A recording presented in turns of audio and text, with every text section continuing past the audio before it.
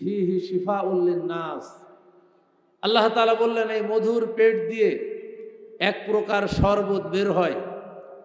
এজন্য সাধারণ প্রাণী, যে প্রাণীগুলো উড়ে বেড়ায়, ছোট ছোট পাখি, এই পাখিগুলো আর মৌমাছি, পিপিলিকা আর মৌমাছির মধ্যে পার্থক্য আছে। আল্লাহ রাব্বুল আলামিন এই মৌমাছির শরীরের মধ্যে দুইটা স্টোমাক দিয়েছেন।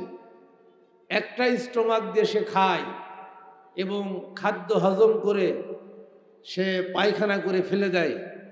আর একটা স্টোমাক দিয়ে ফুল থেকে যেই মিষ্টি সৌরভ সে গ্রহণ করে, এটার মাধ্যমে মধু তৈরি করে মানুষের জন্য যেটা শেফা, সেটা তার মধ্য থেকে আল্লাহ রাব্বুল আলামিন দেন। বলেন সুবহানাল্লাহ। এই জন্য এই সূরাটি একটু ব্যতিক্রম। এই সূরার 90 নম্বর আয়াত নাজিল হয়েছিল এমন এক সময়, যেই সময়ে মদিনাতে কোনো ইনসাফ ছিল না। আল্লাহর নবী মদিনায় আগমনের আগে মদিনায় কোনো ইনসাফ ছিল? ন্যায় বিচার ছিল? শুধুমাত্র একটা মহিলাকে গালি দেওয়ার অপরাধে দুইটা গোত্র 40 বছর যুদ্ধ করেছিল। তাহলে তাদের অবস্থা কেমন হয়েছিল? যুদ্ধ করতে করতে তাদের পরিবারের যুবক শূন্য হয়ে গিয়েছিল। এরকম পরিস্থিতির মাঝে আল্লাহ তাআলা তার নবীকে মদিনায় পাঠালেন এবং নবীর মাধ্যমে এই মদিনায় এই কোরআনুল কারীমের দ্বারা একটা ইনসাফপূর্ণ ন্যায় ভিত্তিক সমাজ তিনি প্রতিষ্ঠা করলেন, রাষ্ট্র তিনি প্রতিষ্ঠা করলেন।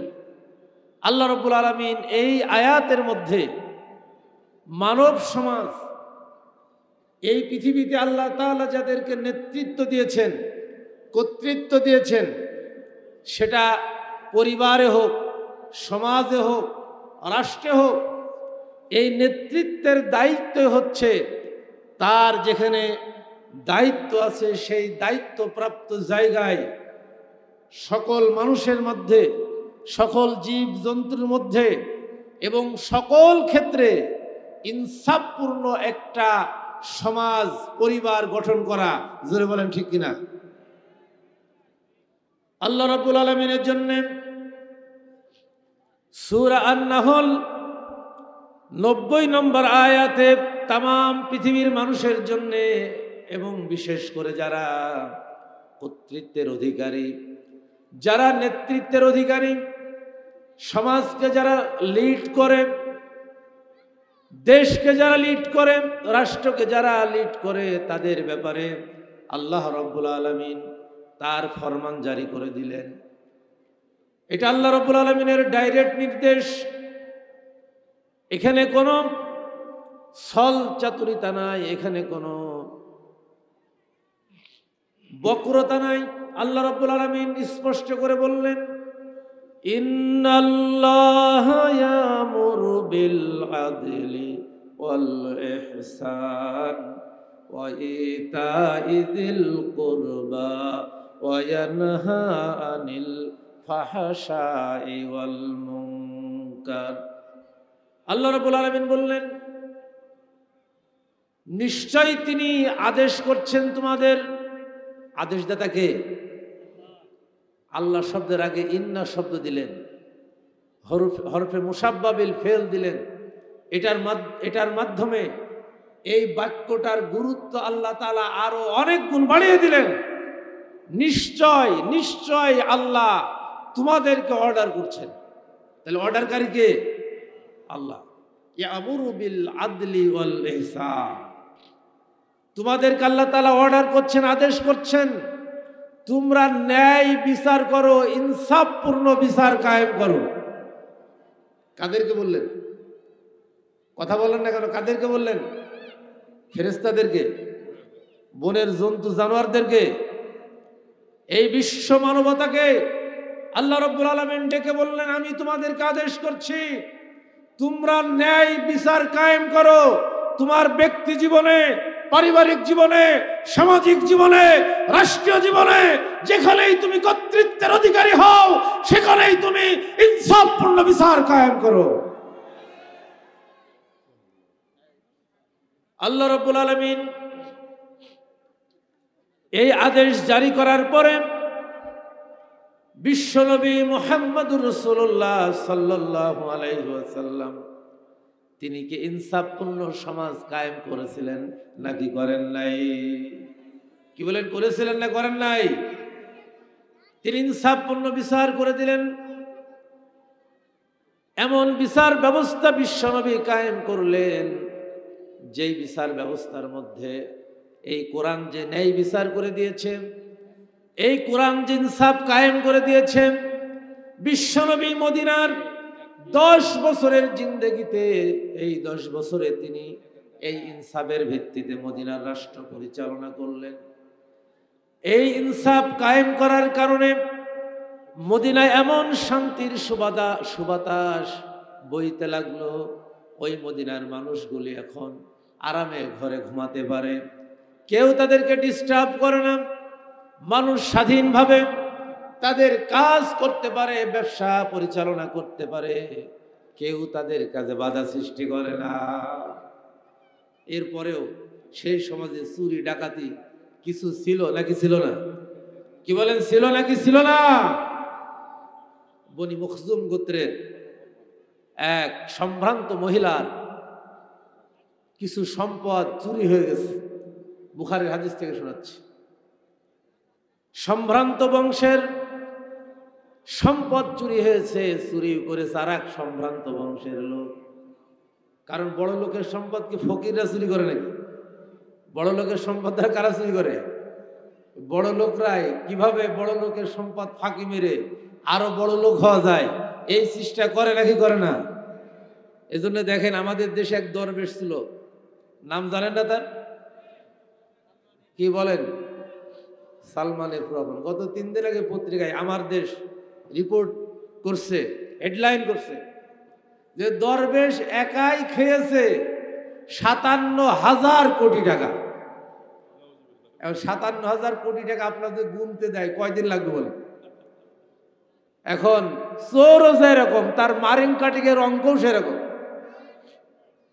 মদিনায় ঠিক ওই রকম সম্ভ্রান্ত বংশের জিনিস চুরি হয়েছে, চুরি করে যারা সম্ভ্রান্ত বংশের লোক, এখন চোর ধরা উঠছে। এখন কোরআনের বিচার কি? চোর ধরা পড়লে চোরের কি করা লাগবে? হাত কেটে দিতে হবে। সাহাবীরা আল্লাহ নবীর কাছে আসলো, এসে বলল, ইয়া রাসূলুল্লাহ, সম্ভ্রান্ত বংশের লোক চুরি করেছে, আপনি একটু তার প্রতি মার্সি করেন, বিচারটা হাত কেটে না দিয়ে অন্য কি বিচার করা যায় যদি সেইটা করতেন, একটু লঘু বিচার করতেন তাহলে ভালো হতো। আল্লাহ নবী কি তাদের কথা শুনছিলেন নাকি? আল্লাহ নবী বললেন, সহিহ বুখারী হাদিস, লাউ কানাত ফাতিমাতু বিনতে মুহাম্মদ সারাকাত লাকাতাতু ইয়াদাহা, যদি আমার মেয়ে ফাতেমা চুরি করে ধরা পড়তো আর সেটা প্রমাণিত হলো, আমি নবী মুহাম্মদ আমার মেয়ে ফাতেমার হাত কেটে দিতাম। এটা হচ্ছে ইনসাফপূর্ণ বিচার। এটা কি বিচার? আমাদের দেশে দেখবেন চেয়ারম্যানের ছেলে যদি চুরি করে, অপরাধ করে, তার বিচার হয়? বিচার হয়। আবার যদি একজন সাধারণ মানুষ এই জাতীয় অপরাধ করে, তার বিচারটা কি একটু কম হয় না একটু বেশি হয়? ডোজ একটু বেশি হয়। এটা কি ইনসাফপূর্ণ বিচার? এজন্য যে বৈষম্য বিরোধী ছাত্র আন্দোলনের নেতৃত্বে 5 আগস্ট বাংলার জমির যে বিপ্লব হয়েছে, তারা বুঝে করুক আর না বুঝে করুক, কুরআনুল কারীমের এই আয়াতের ভিত্তিতে বৈষম্যহীন ছাত্র আন্দোলনের ছেলেরা এই বিপ্লব সাধিত করেছে।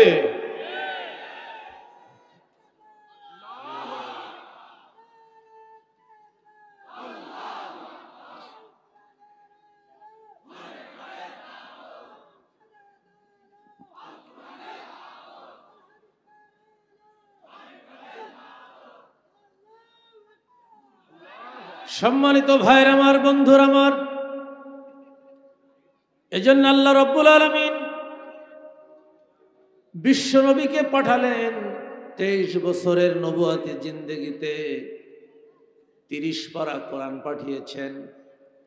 এই কোরআনের ভিত্তিতে বিশ্ব নবী বিচার ব্যবস্থা কায়েম করেছেন, ইনসাফপূর্ণ রাষ্ট্র কায়েম করেছেন, সমাজ কায়েম করেছেন। এমন রাষ্ট্র তিনি কায়েম করেছেন যেই রাষ্ট্রের মধ্যে কোনো বেইনসাফি হয় নাই, কোনো অবিচার হয় নাই, কোনো অন্যায় হয় নাই।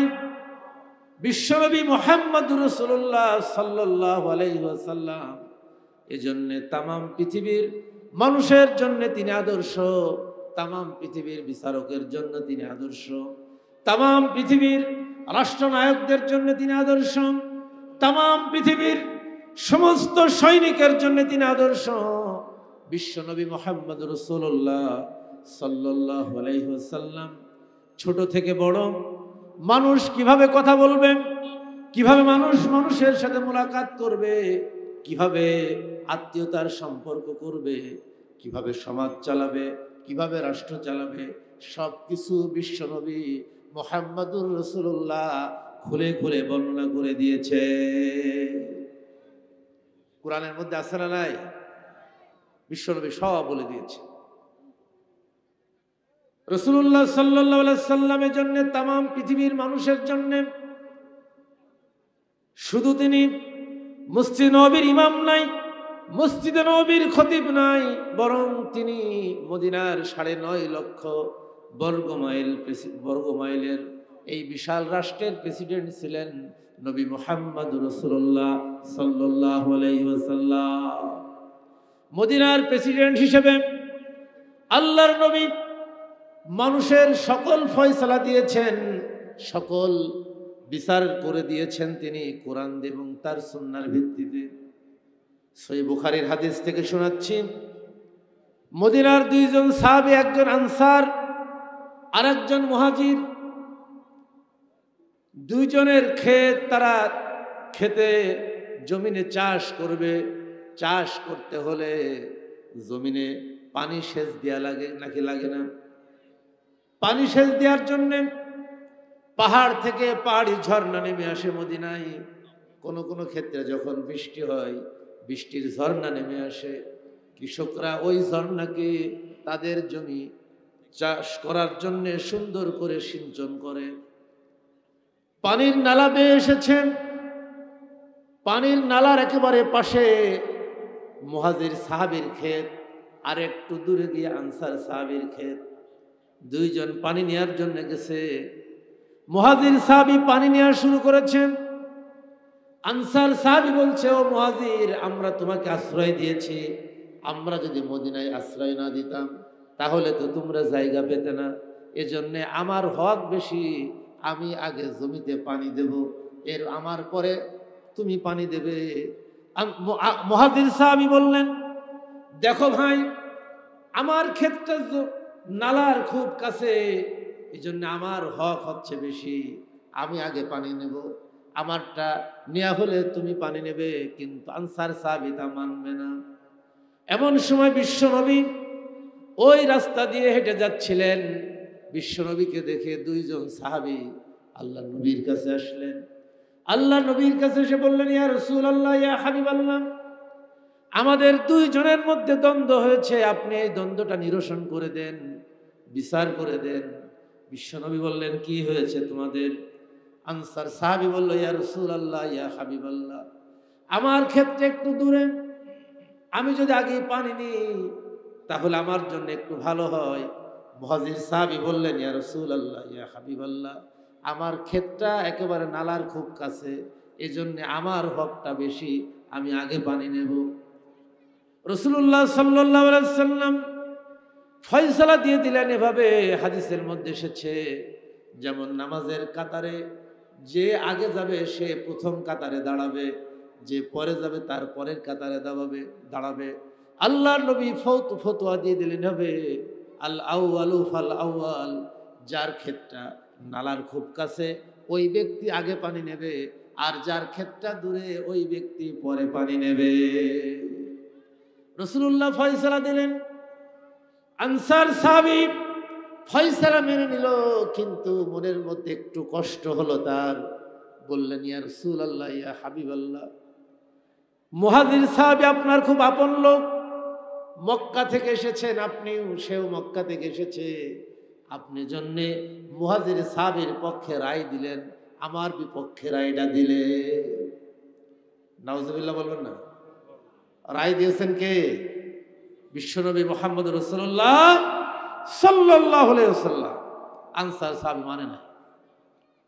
রাসূলুল্লাহ সাল্লাল্লাহু আলাইহি ওয়াসাল্লামের চেহারাটা এমন, রাগান্বিত হয়ে গেলেন, চেহারা দিয়ে মনে হচ্ছিল রক্ত বের হয়ে যাবে, চেহারাটা লাল হয়ে গেছে। আর শাজিমের মালিক রব্বুল আলামিন, আল্লাহর নবীর এই অবস্থা তিনি সহ্য করতে পারেন নাই।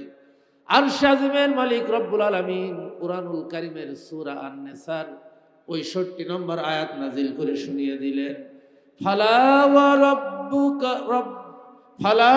রাব্বিকা লা ইউমিনুনা হাত্তা ইউহাক্কিমুকা ফীমা শাজারা বাইনাহুম সুম্মা লা ইয়াজিদু ফী আনফুসিহিম হারাজাম মিম্মা কাদাইতা ওয়া ইসাল্লিমু তাসলিমা।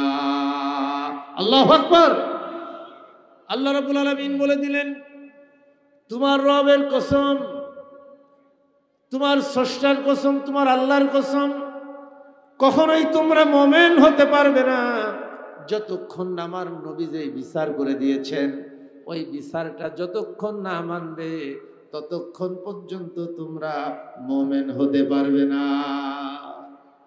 আয়াত শেষ হয় না এখনো, কারণ আনসার সাহাবী বিচার মেনে নিয়েছেন, কিন্তু মনের মধ্যে একটুখানি কষ্ট ছিল, মনের মধ্যে একটু দুঃখ ছিল। রায় তো আমার পক্ষে আসার কথা। আল্লাহর নবী এই বক্তব্য শুনে আল্লাহ রাব্বুল আলামিন এই আয়াতের শেষ অংশ আরো বললেন, সুম্মা লা ইয়াজিদু ফি আনফুসিহিম হারাজাম মিম্মা কাদাইতা ওয়া ইসাল্লিমু তাসলিমা।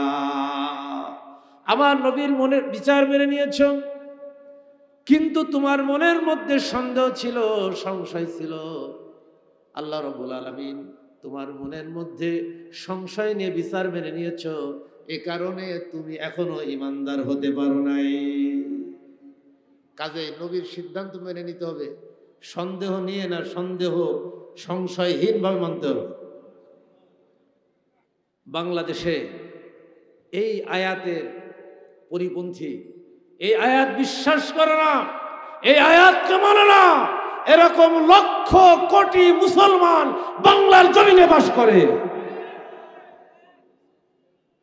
যাদেরকে কোরআনের দিকে যখন আহ্বান করা হয়, আল কোরআনের পক্ষে, ইসলামের পক্ষে, দ্বীন কায়েমের পক্ষে যখন তাদেরকে আহ্বান করা হয়, এক শ্রেণীর মুসলমান আছে তারা বলে 1400 বছর আগেকারের কোরআন দিয়ে এখন কি সমাজ চলে?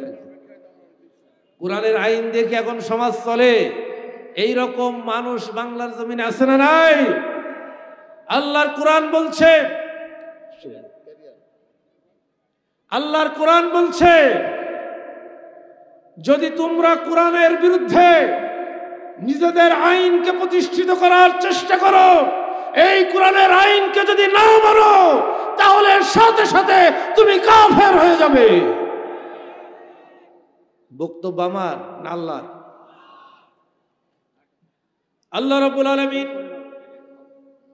সূরা আল মায়েদার 44 নম্বর আয়াত, 45 নম্বর আয়াত, একটা আয়াত বাদ দিয়ে 47 নম্বর আয়াত, তিনটা আয়াতে একই বক্তব্য উপস্থাপন করলেন। আমাল্লাম ইয়াহকুম বিমা আনজালাল্লাহু ফাউলাইকা হুমুল কাফিরুন। আল্লাহু আকবার। আমাল্লাম ইয়াহকুম বিমা আনজালাল্লাহু, আল্লাহ যা নাজিল করেছেন, আমাদের প্রতি কি নাজিল করেছেন? বলেন কি নাজিল করেছেন? নবীর প্রতি কি নাজিল করেছেন? আমাল্লাম ইয়াহকুম বিমা আনজালাল্লাহু ফাউলাইকা হুমুল কাফিরুন। আমার নাজিলকৃত কিতাব অনুযায়ী যদি তোমরা জীবন পরিচালনা না করো, ফয়সালা না করো, বিচার না করো, আল্লাহ রাব্বুল আলামিন আরশে আজিম থেকে ফতোয়া দিয়ে দিলেন তোমরা কাফের। এই ব্যাপারে কোনো সন্দেহ নাই। কোনো সন্দেহ আছে? কারণ বক্তব্য কার? জোরে বলতে হবে, বক্তব্য কার?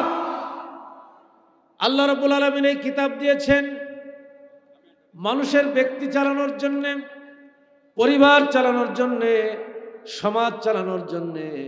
আবার যদি আল্লাহ তোমাকে রাষ্ট্র ক্ষমতা দেয়, রাষ্ট্র এই কোরআন দিয়ে চালানোর জন্যে। লাকাদ আরসালনা রুসুলানা বিল বাইয়িনাতি ওয়া আনজালনা মাআহুমুল কিতাবা ওয়াল মিজান লিয়াকুমান নাসু বিল কিসত।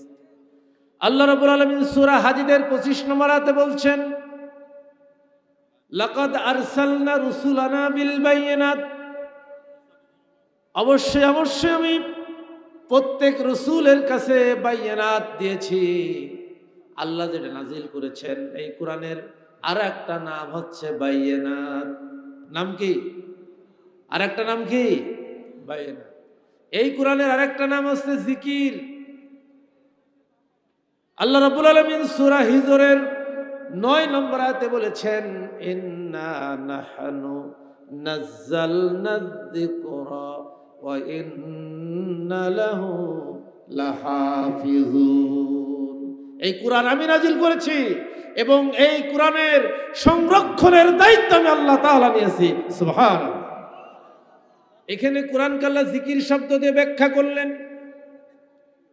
আবার সূরা ফুরকানের প্রথম আয়াতে রব্বুল আলামিন ফুরকান দিয়ে কোরআনের ব্যাখ্যা করলেন তাবারাকাল্লাযী নাযালাল ফুরকানা আলা আবদিহি লিয়াকুনা লিল আলামিনা নাযীরা।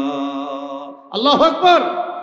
বরকতশালী আল্লাহ যিনি ফুরকান নাজিল করেছেন তার বান্দার উপরে, যাতে করে এই ফুরকানের মাধ্যমে জগৎবাসীকে আখিরাতের ভয় দেখানো যায়। আবার আল্লাহ রাব্বুল আলামিন এই কোরআনকে কিতাব দিয়ে ব্যাখ্যা করেছেন। সূরা আন-নাহলের 89 নম্বর আয়াত, আমি যে আয়াতটি তেলাওয়াত করেছি এই আয়াতের আগের আয়াত আল্লাহ তাআলা বলছেন ওয়ানাজ্জালনা আলাইকাল কিতাবা তিবয়ানাল লিকুল্লি শাইইন ওয়া হুদাও ওয়া রাহমা ওয়া বুশরা লিল মুসলিমিন। আল্লাহু আকবার। ওয়ানাজ্জালনা আলাইকাল কিতাব, হে নবী আপনার উপর একখানা কিতাব অবতীর্ণ করেছি। এই কিতাবের মধ্যে কি আছে আল্লাহ নিজেই বলেছেন তিবয়ানাল লিকুল্লি শাইইন। মানুষের ব্যক্তি সমস্যা, পারিবারিক সমস্যা, সামাজিক সমস্যা, রাষ্ট্রীয় সমস্যা, এমনকি মানুষের অন্তরের মধ্যে যেই সমস্যাগুলো আছে আল্লাহ রাব্বুল আলামিন বললেন সব কিছুর ব্যবস্থাপত্র আমি কুরআনুল কারীমের মধ্যে দিয়ে দিয়েছি। এটা হচ্ছে প্রেসক্রিপশন। এটা কি? প্রেসক্রিপশন। এজন্য আল্লাহ রাব্বুল আলামিন এই কুরআনুল কারীম আমাদেরকে দিয়েছেন যাতে করে লিয়াকুমান নাসু বিল কিসত, মানুষ এটার মাধ্যমে সমাজে, রাষ্ট্রে, ব্যক্তি, পরিবারে সকল ক্ষেত্রে ইনসাফ কায়েম করতে পারে। জোরে বলেন ঠিক কিনা? যদি এই কোরআনের সমাজ কায়েম হয়ে যায়, কোরআনের ভিত্তিতে যদি মানুষ ব্যক্তি পরিচালনা করে, সমাজ পরিচালনা করে, পরিবার পরিচালনা করে, আল্লাহ রাব্বুল আলামিন তার বরকত দিয়ে ওই পরিবারকে আল্লাহ তাআলা ভরে দেন। পরিবার, সমাজ, রাষ্ট্র সকল ক্ষেত্রে রব্বুল আলামিন বরকত নাজিল করে দেন। কারণ কোরআনুল কারীমের মধ্যে আল্লাহ তাআলা বলেছেন, ওয়ালাউ আন্না আহলাল কুরা আমানু ওয়াত্তাকাউ লাফাতাহনা আলাইহিম বারাকাতিম মিনাস সামাই ওয়াল আরদ। ওয়ালাউ আন্না আহলাল কুরা, এই জনপদের অধিবাসীরা যদি ঈমান আনতো এই কোরআনের উপরে, আল্লাহর উপরে, রাসূলের উপরে, ওয়ালাউ আন্না আহলাল কুরা আমানু ওয়াত্তাকাউ, ঈমান আনতে এবং তাকওয়ার নীতি অবলম্বন করতাম, আল্লাহ যা করতে বলেছেন সেটা করতাম, আল্লাহ যা নিষেধ করেছেন তার থেকে যদি বিরত থাকতো, আল্লাহর কোরআন বলছেন লাফাতাহনা আলাইহিম বারাকাতিম মিনাস সামাই ওয়াল আরদ। আল্লাহ রাব্বুল আলামিন বললেন, আমি এই ঈমান আনার কারণে, তাকওয়া অবলম্বন করার কারণে আসমান এবং জমিনের যত বরকতের দরজা আমি আল্লাহ রাব্বুল আলামিন এই বান্দাদের জন্য খুলে দিতাম। যদি বরকত পেতে হয়, যদি শান্তি পেতে হয়, যদি আমাদের এই পৃথিবীতে একটা শান্তির রাষ্ট্র কায়েম করতে হয়, তাহলে আল কোরআনই পারে तमाम পৃথিবীকে একটা শান্তির পৃথিবী উপহার দিতে। বিশ্বনবী মুহাম্মদ রাসূলুল্লাহ সাল্লাল্লাহু আলাইহি সাল্লাম তার জীবদ্দশায় এটা দেখিয়ে গিয়েছেন। চার খলিফার আমল তারা দেখিয়ে গিয়েছেন। ইসলামের পঞ্চম খলিফা হযরত উমর ইবনে আব্দুল আজিজ, তিনি মাত্র 4 বছর রাষ্ট্র ক্ষমতায় ছিলেন। কয় বছর? এই 4 বছরের ব্যবধানে তিনি এই কোরআনের ভিত্তিতে এমন একটা রাষ্ট্র কায়েম করেছিলেন, 4 বছরের ব্যবধানে দারিদ্রতা বিমোচন হয়ে মানুষ যাকাতের টাকা মাথায় করে ঘুরে বেড়াতো, যাকাতের টাকা নেওয়ার কোনো লোক খুঁজে পাওয়া যেত না। আজ যদি বাংলার জমিন, এখানে রাজনৈতিক নেতৃবৃন্দ আছেন, আমার এই বক্তব্য সকলের জন্য, বিশেষ করে যারা নেতৃত্বের অধিকারী হয়েছেন তাদের জন্য আরো বেশি প্রয়োজন। কারণ রাষ্ট্র ক্ষমতায় যখন যায় এই নেতারাই রাষ্ট্র পরিচালনা করে, জেলা পরিচালনা করে, জোরে বলেন ঠিক কিনা? যদি তাদের মাথায় এই চিন্তা থাকে, এই কোরআনের ইনসাফ ভিত্তিক যদি আমরা একটা রাষ্ট্র কায়েম করতে পারি, তাহলে মদিনায় আল্লাহর নবী যেই সুন্দর রাষ্ট্র উপহার দিয়েছিলেন, বাংলার সমস্ত এলাকায় গ্রামে গঞ্জে সেই রকম শান্তির সমাজ প্রতিষ্ঠিত হয়ে যাবে।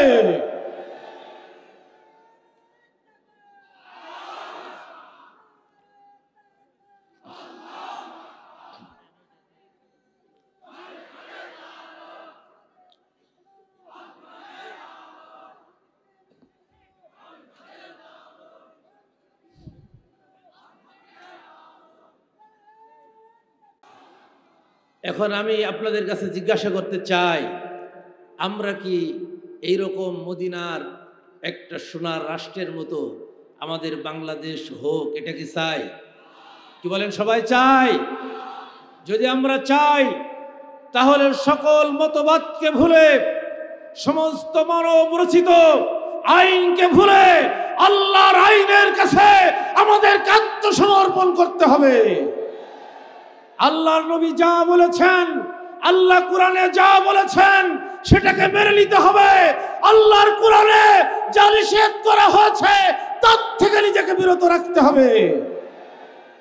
রাজি আছি আমরা? ইনশাআল্লাহ। আমার সময় খুব কম, আমি আর কথা বলবো না। একটি আয়াত থেকে অল্প একটু কথা বলে আমি শেষ করে দেব। সম্মানিত হাজিরিন, এই কোরআনকে যারা অবজ্ঞা করবে, এই কোরআনকে যারা তাচ্ছিল্য করবে, এই কোরআনকে যারা মাহজুর করবে, তাদের ব্যাপারে আল্লাহর কোরআনের বক্তব্য এটা স্পষ্ট। কারণ কোরআন বলেছিল আমাদেরকে আজ থেকে 1450 বছর আগের থেকেই এই কোরআন বলেছে, কুলিল্লাহুম্মা মালিকাল মুলকি তুতিল মুলকা মান তাশা। হে নবী বলে দাও, সমস্ত ক্ষমতার মালিক আল্লাহ। জোরে বলেন কে? কিন্তু এই 15 বছর যারা দেশ চালিয়েছে তারা কি এটা বিশ্বাস করত? তারা বলতো 41 সাল পর্যন্ত আছি আমরা বাংলাদেশে, এই চেয়ার আর কেউ নিতে পারবে না। কিন্তু সেই চেয়ারে কি থাকতে পারছে? কি বলেন, থাকতে পারছে? কোরআনের বিরোধিতা করে, ইসলামের বিরোধিতা করে এই পৃথিবীতে কেউ টিকে থাকতে পারে নাই। আবু জেহেল পারে নাই, আবুল আহাব পারে নাই, ফেরাউন পারে নাই, নমরুদ পারে নাই। কিয়ামত পর্যন্ত কোন শক্তি কোরআনের বিরোধিতা করে এই পৃথিবীতে টিকে থাকতে পারবে না। এজন্য আমাদের কোরআনের পক্ষে আসা লাগবে। কার পক্ষে আসা লাগবে?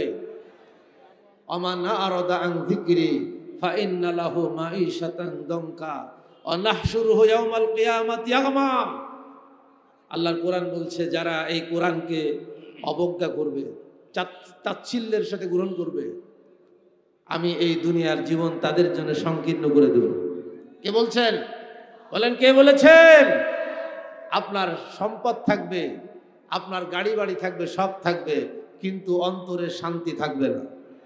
এরকম মানুষ তো আমাদের দেশে নাই, আছে। অনাহশুরুহু ইয়াওমাল কিয়ামাতি আ'মা। আল্লাহর কোরআন বলছে, আর কিয়ামতে আমি তাদেরকে অন্ধ করে উঠাবো। ক্বালা রাব্বি লিমা হাশারতানি আ'মা। কিয়ামতের দিন সে বলবে, হে আমার রব, দুনিয়ায় তোমার চোখ ছিল, আমি আজকে কেন অন্ধ হয়ে উঠলাম? আজকে আদালতে আখিরাত আমি কেন অন্ধ? ক্বালা কাযালিকা আতাতকা আয়াতুনা ফানাসিতাহা ওয়া কাযালিকাল ইয়াওমা তুনসা। আল্লাহ বলবেন, দুনিয়ার জীবনে আমার কোরআনকে তোমরা অবজ্ঞা করেছিলে, ভুলে গিয়েছিলে, এজন্য আমিও আজকে আখিরাতে তোমাদেরকে ভুলে গিয়েছি। আল্লাহ যদি আমাদেরকে ভুলে যান, আমাদের নাজাতের রাস্তা আছে? কি বলেন, রাস্তা আছে? এজন্য জীবনে যতদিন জীবন আছে কোরআনের বাইরে যাব না, কোরআনের বিরোধী কোনো কাজের সাথে আমরা যুক্ত হব না। এই ওয়াদা কি আমরা করতে পারি? আল্লাহ আমাদের কবুল করুন, আমিন। একটা হাদিস বলেছিলাম, সময় যেহেতু নাই, আমার আগে বললে সুবিধা হতো, সেইভাবে আমি কথাটা শুরু করতে পারতাম। লাতুনকাদান্না উরওয়াতাল ইসলাম উরওয়াতান। আল্লাহ নবী বললেন, আমার উম্মতের পরবর্তী জামানায় আমার পরে ইসলামের রশি একটার পর একটা কেটে দেওয়া হবে। কাটবে কারা? ইসলাম বিরোধী শক্তি। কারা কাটবে? একটার পর একটা ইসলামের রশিকে কেটে ফেলা হবে। কুল্লামা নাকাজাত তামাসসাকান নাসু বিল্লাতি বা'দুহা। আল্লাহ নবী বললেন, যখন একটা রশি কেটে ফেলবে, তখন আমার বান্দারা, আমার উম্মতেরা আর একটা রশিকে তারা আঁকড়ে ধরবে। ফাআওয়ালুহা নাকজুল হুক। আল্লাহ রাসূল বললেন, তবে সর্বপ্রথম যেই রশিটা কেটে ফেলা হবে সেটা হচ্ছে কোরআনের শাসন ব্যবস্থা। জোরে বলেন, কি ব্যবস্থা? কোরআনের শাসন ব্যবস্থা আছে না নাই? এটা কেটে ফেলা হবে। আখিরুহা নাকজুস সালাত। আর সর্বশেষ যেই রশিটা কেটে ফেলা হবে সেটা হচ্ছে সালাত। সেটা কি? নামাজ। অর্থাৎ ইসলামের শাসন ব্যবস্থা এখন আর পৃথিবীর কোথাও বলা যায় পূর্ণাঙ্গভাবে নাই। কোন কোন রাষ্ট্রে আছে, আফগানিস্তানে কায়েম হয়েছে, এখন সিরিয়ায় সেটা আবার কায়েম হওয়ার জন্য তারা চেষ্টা করছে। এছাড়া সারা পৃথিবীতে ইসলামের শাসন ব্যবস্থা কি আছে? এটা শেষ করে ফেলা হচ্ছে। এবং এমন কি নামাজও এখন যা অবস্থা, আমাদের মুসলমানদের মধ্যেও নামাজের যে প্র্যাকটিস, তাতে করে নামাজ একেবারে যায় অবস্থা। ধরে বলেন ঠিক না? নামাজ আমরা আদায় করি না। এটা যখন শেষ হয়ে যাবে, মুসলমানদের আর কিছুই থাকবে না। এজন্য জীবন যতদিন আছে ততদিন পর্যন্ত অন্তত ফরজ নামাজ, ফরজ রোজা, ফরজ যাকাত আমরা ছেড়ে দেব না। কে কে রাজি আছে হাত তুলে দেখান। আলহামদুলিল্লাহ, আমাদেরকে আল্লাহ কবুল করুন, আমিন। এই কথা বলে আমি আপনাদের সকলের জন্য দোয়া করে আমি নিজে দোয়া শেষ করছি। আসসালামু আলাইকুম ওয়া রাহমাতুল্লাহি ওয়া বারাকাতুহু।